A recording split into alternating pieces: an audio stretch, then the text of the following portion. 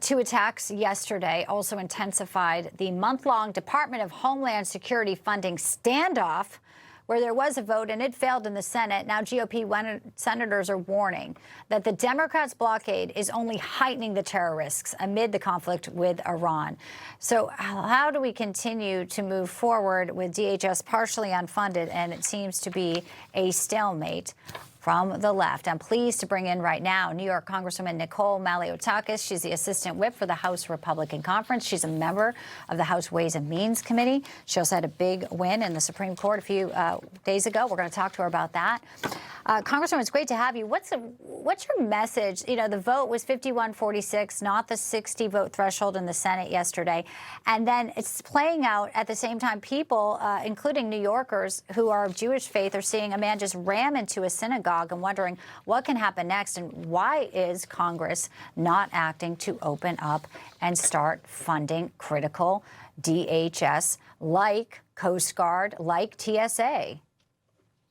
Yeah, on Thursday, the House of Representatives, with 4 Democrat votes, actually did pass the funding package for the Department of Homeland Security. It did go over to the Senate, and for the 4th time, Senator Schumer refused to provide the necessary votes to ensure its passage. And it's shocking to me that 2 New Yorkers, Chuck Schumer and Hakeem Jeffries, on the 25th anniversary of 9/11, with all the events we have coming up, America 250, and the World Cup is coming soon, we have all these events, would not fund the Department of Homeland Security, putting all Americans at risk. This was an agency that was created after September 11th. And these 2 New Yorkers should know more than anyone how critical of an agency it is: counterterrorism, cybersecurity, TSA, making sure our flights and airports are safe, Coast Guard, making sure our shoreline's protected, counterterrorism. These are important things that need to be funded 100%, particularly at this time when you are seeing multiple terrorists taking action here in the city of New York and across the country. Our adversaries are watching. Terrible story of an elderly man who became a victim in New York because a Honduran migrant who had been deported 4 times, 15 prior arrests, violent crimes, allegedly shoved him. He's an 83-year-old Air Force veteran. So you have a concern there about just people who are trying to live their lives. The veteran, critically unresponsive. You've got people throwing IEDs in broad daylight. And when I say people, they're terrorists. Mamdani tried to say they were white supremacists. Here is the Honduran national who shouldn't have been in the country. Congresswoman, I want to get your take on Mayor Mamdani. He hasn't come out to talk about this with the elderly Air Force veteran injured, but he's fine to break bread with Mahmoud Khalil. He's totally fine to defend his wife, who liked posts calling October 7th a hoax. Where is his mind? And is there any way New Yorkers can feel safe when he is running the show here?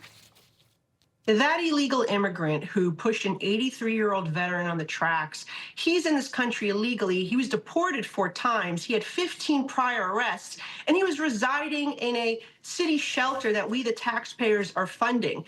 Now, the question really is, he was arrested 15 times. Number one, why was he released back onto our streets? Well, Kathy Hochul has this radical bail law that lets everyone loose.